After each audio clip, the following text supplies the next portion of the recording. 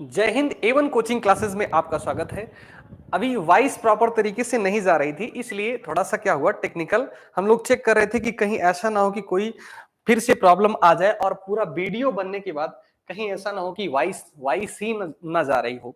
तो आपको क्या करना है, ईमानदारी के साथ फिर से पूरी वीडियो में देखिएगा। आपको कुछ नहीं, बहुत कुछ नया सीखने को मिलेगा। जैसे हम लोग पीछे की तरफ एक छोटा सा टॉपिक सीख करके आए हुए हैं और वो गजब कितना शानदार का टॉपिक रहा है। और हमने देखा कि जितने भी बच्चे उसको देखे हैं उनका जो फीडबैक रहा है अभी तक, वो कहे हैं कि हमारा बहुत बढ़िया से सर वीडियो समझ में आ रहा है, कोई दिक्कत नहीं, क्लास एकदम अच्छे से चल रहा है। और आपसे भी मैं उम्मीद करता हूं कि अगर आप वीडियो को देख रहे हैं तो कमेंट बॉक्स में जरूर कमेंट किया करिए, क्योंकि इससे ये फीडबैक मिलता है कि बच्चे के एकदम बढ़िया से समझ में आया है। और यही उम्मीद भी हम लगा करके आपसे बैठे हुए हैं। और आज फिर से हम लोग परागकण क्या होते हैं और परागकण में कैसे, उसमें दो प्रकार की कोशिकाएं बनी होती हैं।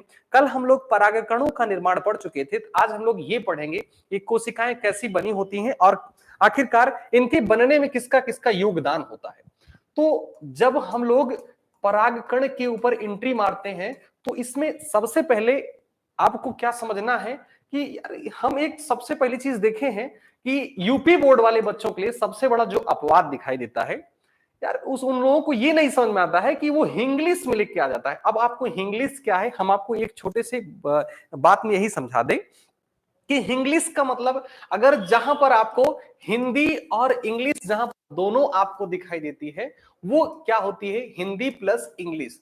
अगर कहीं पर दोनों दिखाई दे रही है तो आप जान लीजिए वही को ही हम लोग इंग्लिश के नाम से जानते हैं। अच्छा गुरुजी, इंग्लिश क्या है आखिरकार, हम इंग्लिश क्या कहें, कैसे कहा जाएगा इसको? तो हम लोग अगर देख रहे होंगे कि अगर यहां पर हम लोग इंग्लिश, इसको हम लोग हिंदी में पराग कण के नाम से जानेंगे और यही आज हमारा टॉपिक भी रहेगा, परागकण। और इंग्लिश में इसका होता है, आप कहेंगे सर इसको इंग्लिश में पॉलन ग्रेन कहा जाता है। जब पॉलन ग्रेन आएगा तो आपको यहां पर लिखना भी है कि पॉलन ग्रेन क्या होता है। पॉलन ग्रेन ये से लिख के आ जाएगा आखिरकार पॉलन ग्रेन क्या है। तो जब ऐसे आपके सामने हिंदी और ये देखिए लिखा किस में गया, आप कहेंगे सर इंग्लिश में लिखा गया है, लेकिन ये शब्द किसका है, हिंदी का है। तो यार कौन सा है, आप कहेंगे सर इसी को ही तो इंग्लिश कहा जाता है। यही तो हम लोग समझना चाहते थे, इंग्लिश क्या होता है। तो ये जो पॉलन ग्रेन है, पॉलन ग्रेन ये इंग्लिश में लिख दिया गया और आज हम आपको इंग्लिश समझा दिए। तो परागकण को अगर यहीं पर हम लोग इसका नाम इंग्लिश में पॉलन ग्रेन लिखते, कोई दिक्कत आपको नहीं होना चाहिए। और जब पॉलन ग्रेन लिख दिए तो यहां पर आपको क्या करना है, आज हम लोग परागकणों को बना करके इसके हर एक भाग के बारे में हम लोग पढ़ेंगे। और कुछ नहीं भाई, बहुत कुछ नया सीखना है और अच्छी तरीके से सीखना है। तो सबसे पहले क्या कहेंगे, आप कहेंगे सर सबसे पहले आप एक कोशिका को बनाएंगे और एक कोशिका को बनाएंगे और इसके बाहर आप कहेंगे सर दो परतें होती हैं। अगर हम लोग देख रहे होंगे कल के स्ट्रक्चर में भी मैंने आपको बनाना सिखाया था।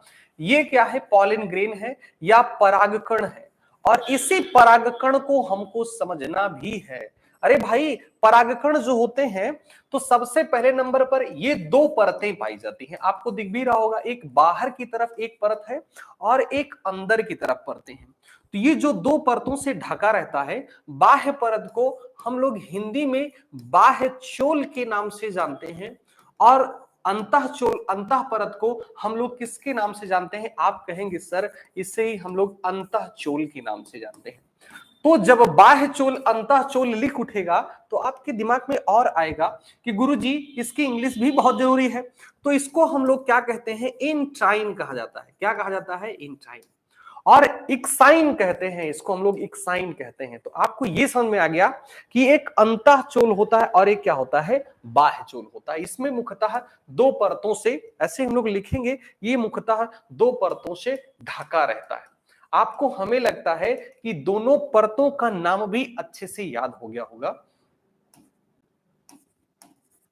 दोनों परतों का नाम अच्छे से आपको याद भी हो गया होगा। जब आपको दोनों परतों का नाम खूब बढ़िया से याद हो गया तो फिर से आपको आगे की तरफ लेके चलेंगे और इन दोनों परतों में अगर पूछ लिया गया किसकी, ये दोनों परतें जो होती हैं किसके द्वारा बनी होती हैं, ये बहुत मायने रखता है। और इसके बीच में क्या होगा, आप कहेंगे सर इसके बीच में होगा केंद्रक। क्या होगा, केंद्रक। तो आपको दिखना नहीं, आपको समझना भी बहुत बढ़िया से समझना भी स्टार्ट हो गया होगा कि हो क्या रहा आखिरकार। एक अंतःचूल है और दूसरे नंबर पर क्या होता है, बाह्यचूल। और ये जो अंतःचूल होता है, आप कहेंगे सर ये जो अंतःचूल है किसका बना होता है? पहले नंबर पर आप कहेंगे सर पेक्टिन होता है, प्लस क्या होता है, सेल्यूलोज होता है। तो पेक्टिन और सेल्यूलोज से मिलकर के क्या बना होता है? तो आप कहेंगे सर अंतःचूल बना होता है। गुरुजी अंतःचूल किसके द्वारा बना है ये तो बता दिए, और दूसरे नंबर वो पेक्ट है इसका भी बता दीजिए, बहुत बढ़िया से समझ में आ जाना चाहिए। देखिए जो बाह्यचूल होता है या किसके द्वारा बना होता है, आप कहेंगे सर ये स्पोरोपोलेनिन के द्वारा। किसके द्वारा? स्पोरोपोलेनिन के द्वारा बना होता है।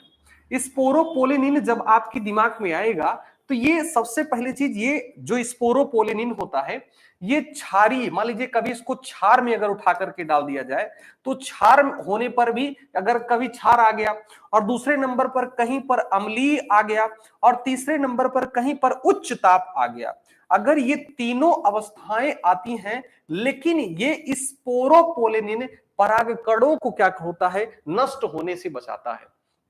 तो परागकणों को नष्ट होने से कौन बचा रहा है? आप कहेंगे सर ये जो बाह्यचूल है यही इनको क्या करता है, बचाता है। जो किसके द्वारा बना होता है? स्पोरोपोलेनिन। स्पोरोपोलेनिन अगर इसको हम लोग एक आसान भाषा में बोले, यहां पर लिख दे हम लोग जैविक अपघटन, तो गलत नहीं होगा। आखिरकार जैविक अपघटन का मतलब क्या होता है यही हम लोग समझ लेते हैं। और इस पृथ्वी पर अगर जैविक अपघटन को खत्म कर दिया जाए तो ये पृथ्वी पर प्रलय नहीं बोल सकते हम लोग, लेकिन बहुत बड़ी समस्या सी हो जाएगी। आखिरकार समस्या क्या होगी सर यही बता दीजिए पहले। देखिए अगर इस पृथ्वी पर बहुत सारे मतलब जैसे कि छोटा सा कोई भी जीव हो मर गया, और मरने के बाद अगर पृथ्वी पर उसको कहीं पर फेंक देंगे, और फेंकने के बाद उसको छोटे छोटे जीव के द्वारा उसका जैविक अपघटन होना बहुत जरूरी है। अगर वो जैविक अपघटन नहीं हुआ तो उसको आज फेंक दीजिए, 10 साल के बाद पूर्वज एकदम दादा परदादा मतलब क्या करिए, जाइए वहां से कब्र में से उखाड़ के लेके आइए, उसमें से परदादा जी निकलेंगे। क्यों? क्योंकि भाई जैविक अपघटन नहीं हुआ। और जैविक अपघटन एक बहुत महत्वपूर्ण भूमिका निभाता है हमारे पर्यावरण को बनाए रखने में। तो किसी जैसे मान लीजिए कोई भी बॉडी मर गई, मरने के बाद उसका क्या होगा, उसका जैविक अपघटन बहुत होना जरूरी है। अगर जैविक अपघटन नहीं होगा तो क्या होगा, जैविक अपघटन नहीं होगा तो पृथ्वी पर फिर से वो कैसे मिट्टी में विलीन होंगे। तो यहां पर क्या होता है, जैविक अपघटन होने से बचाता है। तो आपके दिमाग में चल भी रहा होगा कि जैविक अपघटन होने से कौन बचा रहा है? आप कहेंगे सर स्पोरोपोलेनिन। ऐसे एनसीईआरटी के बुक में देखेंगे उसमें क्षारीय, अम्लीय या उच्च ताप से कौन बचाने का काम करता है? आप कहेंगे सर स्पोरोपोलेनिन होता है। और दूसरे नंबर पर अगर हम लोग देख रहे होंगे तो आपके दिमाग में थोड़ा सा नहीं बहुत कुछ समझ में आ रहा होगा कि हो क्या रहा आखिरकार। तो इतना तो आपके दिमाग में खूब बढ़िया से समझ में आ गया होगा। ये अंतःचूल होता है और ये बाह्यचूल होता है। फिर अगले नंबर पर अगर हम लोग परागकण के बारे में और समझेंगे तब बढ़िया से आपको समझ में आएगा। देखिए बाबू कमेंट उतना ही करना है जितना क्या हो कि एक ठीक है बेनिफिशियल है, फालतू में कमेंट करेंगे हम आपको यहाँ से ब्लॉक कर देंगे। ठीक है, आपको बच के रहना है एकदम। कुछ परागकण क्या होंगे? आप कहेंगे सर ये परागकण परिपक्व होंगे, और परिपक्व होने के बाद ध्यान से समझना है, ये परागकण क्या हो गया, परिपक्व हो गया। और परिपक्व होने के बाद यहाँ पर फिर से हम लोग चित्र को बनाते हैं, फिगर को, और फिर से फिगर को बना करके हम लोग समझते हैं आखिर हो क्या रहा है। तो हम लोग एक बार वॉइस को चेक कर लेते हैं कि वॉइस जा रही है कि नहीं।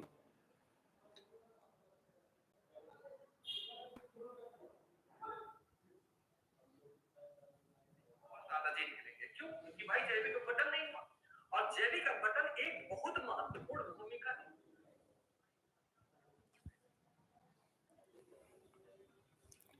आवाज जा रही है। देखिए हम लोग फिर से परागकणों को बना करके फिर से पढ़ना शुरू करते हैं, क्योंकि अभी तक सिर्फ यही इतना पढ़े हैं कि एक बाहरवा होता है जिसका नाम बाह्यचूल है, और जे एक अंदरवा होता है जिसका नाम अंतःचूल। आप बनवाने में भी मेरी सहायता कर सकते हैं। जो अंदर की तरफ होगा इसका नाम अंतःचूल होगा, और जो ये बाहर की तरफ होगा इसका नाम क्या होगा, बाह्यचूल होगा। और कहीं कहीं पर ये बाह्यचूल क्या होते हैं, अनुपस्थित होते हैं। आपको दिखाई भी दे रहा होगा कि यहां पर अगर हम लोग देखेंगे इतना दूर क्या है, बाह्यचोल नहीं है, इतना दूर क्या है, बाह्यचोल नहीं है। अच्छा गुरुजी, जो जहां जहां पर बाह्यचोल अनुपस्थित होते हैं इसका नाम क्या होगा? आप कहेंगे सर इससे ही हम लोग जनन छिद्र के नाम से भी जानते हैं। आखिरकार जब जनन छिद्र लिखते हैं, और इसका इंग्लिश भी भाई जानना जरूरी है, इसको हम लोग इंग्लिश में रिप्रोडक्टिव पोर के नाम से भी जानते हैं। आपको यह समझ में आ गया होगा आखिरकार रिप्रोडक्टिव पोर कहां होता है। तो ऐसे बोलेंगे कि कहीं कहीं पर बाह्यचोल अनुपस्थित होते हैं, जिससे ही हम लोग रिप्रोडक्टिव पोर या जनन छिद्र के नाम से हम लोग बहुत अच्छे से समझ में आ रहा होगा कि जनन छिद्र कहां पर होता है। तो जब जनन छिद्र आएगा तो अब यहां पर हम लोग क्या कहेंगे? कहेंगे सर परागकोश क्या हो गया है, परिपक्व हो गया है। तो जब परागकोश परिपक्व हो जाते हैं तो इसमें देखेंगे आप मुख्यतः दो प्रकार की कोशिकाएं बनती हैं। पहले नंबर पर एक नीचे की तरफ बनेगा और एक क्या बनेगा, ऊपर की तरफ। ऊपर की तरफ जो बनता है उसे ही हम लोग कायिक कोशिका कहते हैं। ऊपर की तरफ जो बनेगा उसका नाम क्या होगा? कायिक कोशिकाएं बनती हैं। और नीचे की तरफ एक बनता है जिसे ही हम लोग जनन कोशिकाएं कहते हैं। तो यहां पर अगर देखेंगे दो प्रकार की कोशिकाओं का क्या हो गया है, निर्माण हो गया है। पहले नंबर पर कायिक कोशिका और दूसरे नंबर पर क्या है, जनन कोशिका। इंग्लिश में इससे ही हम लोग वेजिटेटिव और इसको हम लोग क्या कहते हैं, वेजिटेटिव सेल कहा जाएगा इसको। और दूसरे नंबर पर इसको क्या कहेंगे आप लोग? कहेंगे सर इसका नाम ही होता है रिप्रोडक्टिव सेल होता है। तो रिप्रोडक्टिव सेल और दूसरे नंबर पर क्या होता है, वेजिटेटिव सेल। ये आपके समझ में आ गया होगा कि कितने सेल इसमें बनते हैं, दो सेल बन जाते हैं। पहले नंबर पर क्या होगा, एक वेजिटेटिव सेल और दूसरे नंबर पर क्या होता है, रिप्रोडक्टिव सेल। तो आपको दिख भी रहा होगा कि आकार में कौन बड़ा होता है। आप लोग लिखेंगे सर जो वेजिटेटिव सेल होता है, वेजिटेटिव सेल ये आकार में क्या होते हैं, आप कहेंगे सर इनका साइज बड़ा होता है। इनका साइज क्या होता है, बड़ा होता है। और दूसरे नंबर पर रिप्रोडक्टिव अगर हम लोग चलेंगे, जनन कोशिका, इनका आकार ऐसे लिखेंगे, इसका आकार छोटा होता है। इसका आकार क्या होता है, आप कहेंगे सर इसका आकार छोटा होता है। ये आपके समझ में इतना बहुत बढ़िया से आ गया होगा कि इसमें कुल कितनी कोशिकाएं बनती हैं। आप कहेंगे सर दो गो बनती हैं। एक क्या बनेगा, जनन कोशिका, और दूसरे नंबर पर क्या होगा, वर्धी कोशिकाएं होंगी। तो जनन कोशिकाएं और वर्धी कोशिकाएं आपकी, ये बहुत बढ़िया से समझ में आ गया होगा। सर जब इतना आ गया है और आगे भी बहुत बढ़िया से, उम्मीद करते हैं कि आगे भी आपको बहुत बढ़िया से समझ में आएगा। तो अब हम लोग क्या पढ़ेंगे, तो अब यहां से पढ़ते हैं परागकणों की जो विशेषता है, परागकणों की विशेषता पढ़ते हैं। परागकणों की क्या पढ़ेंगे, आप कहेंगे सर एडवांटेज हम लोग पढ़ेंगे। तो जब हम लोग एडवांटेज पढ़ेंगे तो एडवांटेज पढ़ने से पहले ही समझ लेते हैं कि हमको क्या क्या पढ़ना है और कैसे कैसे पढ़ना है। सबसे पहले नंबर पर इसका आप पढ़ लेंगे सर, इसका जो व्यास होता है यह होता है 25 से लेकर के 50 माइक्रोमीटर। याद हो गया होगा, आपके दिमाग में आ गया होगा इसका व्यास कितना होता है, 25 से लेकर के 50 माइक्रोमीटर। और दूसरे नंबर पर इसकी प्रकृति कैसी होती है, आप कहेंगे सर इसकी प्रकृति हम पिछवा देख के आए हैं, कैसे दिखाई दे रहा था भाई, कैसे दिखाई दे रहा था? आप कहेंगे सर वो गोलाकार दिखाई देता है। इसकी प्रकृति कैसे होती है, आप कहेंगे गुरुजी राउंड शेप में होता है या गोलाकार होता है। ये भी आपके समझ में आ गया होगा। व्यास कितना होगा, 25 से लेकर के 50 माइक्रोमीटर, और प्रकृति क्या होगी, गोलाकार होती है। और फिर नेक्स्ट नंबर पर अगर हम लोग समझने का प्रयास करेंगे, ये बात बहुत बढ़िया से समझना है कि 60%, अब स्टार पॉइंट बना के खूब बढ़िया से लिखिएगा कि 60% आवृत्तबीजी ऐसे होते हैं, 60% आवृत्तबीजी ऐसे होते हैं जिनका जो परागकण है, अब हम लोग इसको समझते हैं उसके बाद आते हैं लिखने के लिए। अब आपको समझना है, ईमानदारी से देखते रहिएगा, पूरा वीडियो बहुत बढ़िया से समझ में आएगा। इस लाइन को आप अपने मन से लिख के दिखाएंगे। सबसे पहले नंबर पर हम लोग यहीं पे फिगर बना लेते हैं, और फिगर बनाने के बाद यहीं पर क्या बना लेते हैं, एक पुष्प को बना लेते हैं। और पुष्प को बनाने के बाद अगर हम लोग देखेंगे, ये पुष्प आपका बन गया, और इधरिया भी हम लोग एक पुष्प को बना लेते हैं। भाई दो गो पुष्प हम लोग बनाएंगे, एक इधर पुष्प होगा और एक क्या होगा, इधर पुष्प होगा। तो सबसे पहली नंबर पर गुरुजी आप द्विपुष्प क्यों बना रहे हैं? अच्छा, पुष्पवा बना देते हैं तो यहीं पर पराग कोश का भी होना बहुत जरूरी है। इसमें भी किसका होना बहुत जरूरी है? आप कहेंगे सर पराग कोश का होना बहुत जरूरी है। तो ये आपको दो दिख रहे होंगे, पहले नंबर पर ये दिख रहा होगा और दूसरे नंबर पर गुरुजी दो फिगरवा बनाने का क्या मतलब है? आज दो फिगर आप क्यों बनवा दिए हैं? सबसे पहले नंबर पर अगर हम लोग देख रहे होंगे तो आप कहेंगे सर पिछवा तरफ या हम लोग पढ़ के आए हैं कि पराग कोश से सदैव क्या निकलते हैं? आप कहेंगे परागकण। पहले इस फिगर को हम लोग बढ़िया से समझते हैं कि पराग कोश में क्या भरा हुआ है। आप भर दीजिए इसके अंदर, आप परागकण भर दीजिए। क्या भर दीजिए? परागकण। ये परागकण निकला हुआ है। ये परागकण क्या करते हैं? पराग कोश से निकालते हैं। और ये पराग कोश से परागकण निकल रहा है तो 60% आवृत्तवीजी पादप ऐसे होते हैं, 60% एंजियोस्पर्म, एंजियोस्पर्म, 60% एंजियोस्पर्म। एंजियोस्पर्म के स्थान पर अगर यहीं पर हम लोग हिंदी में इसका लिख दें तो लिखेंगे हम लोग 60% आवृत्तवीजी। आवृत्तवीजी 60% आवृत्तवीजी ऐसे होते हैं जिनमें परागकोश, ये क्या है? आप कहेंगे सर इसका नमुआ है परागकोश, क्योंकि हम लोग पीछे पढ़ के आए हैं बाबू। और इसका नाम क्या है? आप कहेंगे सर इसका नाम परागकण है जो निकला हुआ है। और इसी परागकणा को हम लोग पकड़ते हैं और ये परागकण निकल रहा है। आप कहेंगे 60% आवृत्तवीजी पादप ऐसे होते हैं जिसका परागकोश से जो परागकण निकल रहा है वो किस स्टेज में होता है? आप कहेंगे गुरुजी वो क्या होते हैं? वो होते हैं 2 सेल स्टेज में। कितना सेल स्टेज में है? 2 सेल स्टेज में है, 2 सेल स्टेज में। और ध्यान से समझिएगा, जबकि बचा कितना परसेंट है? आप कहेंगे गुरुजी 60% इसमें चला गया, अब बचा है गुरुजी 40%। तो 40% आवृत्तवीजी पादप ऐसे होते हैं जिनके, अच्छा परागकोश से क्या निकल रहा है? परागकण। ये बहुत बढ़िया से समझ में आएगा नहीं? परागकोश से परागकण निकलता है सिंगल सेल स्टेज में, 60% आवृत्तवीजी ऐसे होते हैं। और यहां पर क्या हो रहा है? आप कहेंगे गुरुजी इसके अंदरवा जो भरा है इसका नाम क्या है? आप कहेंगे सर परागकण है। और ये जो परागकण है इसके अंदर से क्या हो रहे हैं? बाहर निकल रहे। किसके अंदर से? परागकोश से। अच्छा, परागकोश से जब बाहर निकल रहे हैं तो आपके दिमाग में चल रहा होगा गुरुजी उसमें सिंगल सेल स्टेज होता है, तो ये परागकण यहीं पर रह करके इसमें समसूत्री विभाजन कर लेते हैं। कहां पर रह करके? परागकोशवा के अंदर, बाहरवा नहीं निकलेंगे, तो समसूत्री विभाजन कर लेते हैं। और समसूत्री विभाजन के फलस्वरूप इसमें कुल कितने केंद्रक हो जाते हैं? ऐसे देखेंगे, ये मान लीजिए इसका मान लीजिए परागकण यहां पर बना देते हैं। इसका परागकण एक ये है और ये है। आप बताइए कितना सेल है इसमें? 2 सेल है। ये मतलब क्या है? 2 सेल स्टेज है। ये 2 सेल स्टेज में है, मतलब ये क्या है? 2 कोष की अवस्था में है। आपको दिमाग में चल रहा होगा कि ये मतलब 2 सेल स्टेज का मतलब क्या होता है? 2 कोष की अवस्था होती है। और जब 2 कोष की अवस्था है और दूसरे नंबर पर यहां पे आएंगे, और इसमें क्या हुआ गुरुजी? पहले से 2 कोष की अवस्था है भाई। एक तो क्या है ऊपर की तरफ या और क्या है कायिक कोशिका, और नीचे की तरफ क्या है? जनन कोशिकाएं। लेकिन समझना यही है, और यही जो समझ लिया, इसमें समसूत्री विभाजन होगा। किसके अंदर समसूत्री विभाजन होगा? आप कहेंगे सर जो जनन कोशिका है ना उसी के अंदर समसूत्री विभाजन होगा। और ये कितना बन जाएंगे? 2 बन जाएंगे। तो ये कितना सेल स्टेज है? आप कहेंगे सर ये 3 सेल स्टेज में है, मतलब ये 3 कोशिकीय अवस्था में है।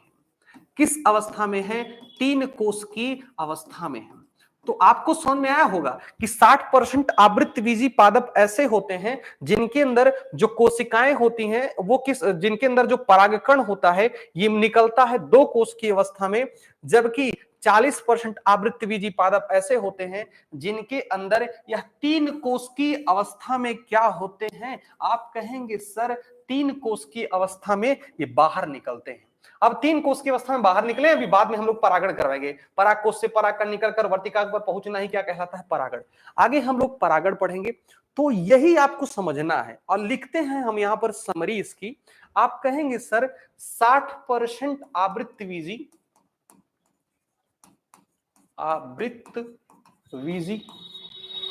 पादपों में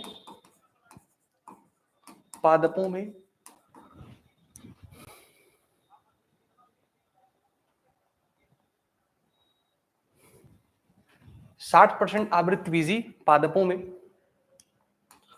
परागकण दो कोशिकीय अवस्था में बाहर निकलते हैं, बाहर निकलते हैं। दूसरे नंबर पर लिखेंगे कि 40% आवृत्त बीजी पादपों में, आवृत्त बीजी पादपों में जनन कोशिका समसूत्री विभाजन के माध्यम से, किसके माध्यम से? आप कहेंगे सर समसूत्री विभाजन के माध्यम से। जनन कोशिका के अंदर समसूत्री विभाजन के माध्यम से दो कोशिकाएं बन जाती हैं। तो किस अवस्था में? उस माध्यम से 3 कोश की अवस्था का निर्माण होता है।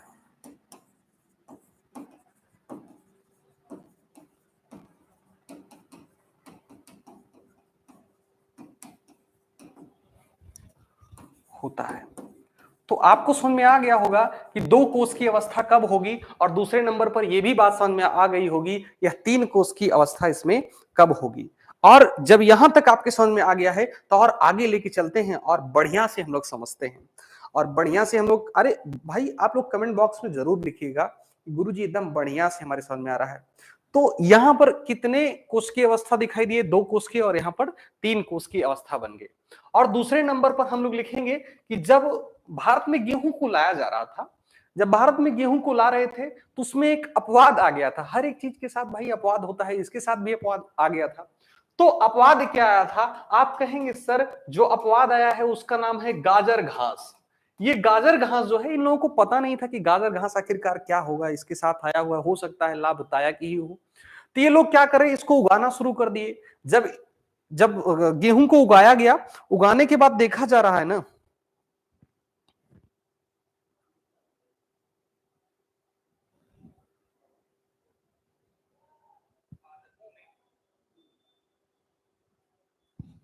जनन कोशिका, देखिए हम आपको बताते हैं भाई, हमको बार बार वॉइस चेक करना पड़ता है कि कहीं ऐसा ना हो कि आपकी वॉइस ही न जा रही हो और हम यहाँ पर पढ़ाने जुटे हो और आपको सुना ही ना दे रहा हो, तो ऐसा वीडियो पूरा खराब हो जाएगा ना। इसके लिए क्या है ना कि हमको बार बार चेक करना पड़ रहा है। तो देखेंगे हम लोग अब यहाँ पर क्या है कि सब गाजर घास को जब लाया जा रहा था, तो सॉरी गेहूं को जब लाया जा रहा था उसके साथ में गाजर घास भी आ गया था। तो ऐसे लिखेंगे जब प्राचीन समय में, जब किसको लाया जा रहा था कि प्राचीन समय में जब हम लोग गेहूं को लगा रहे थे, गेहूं को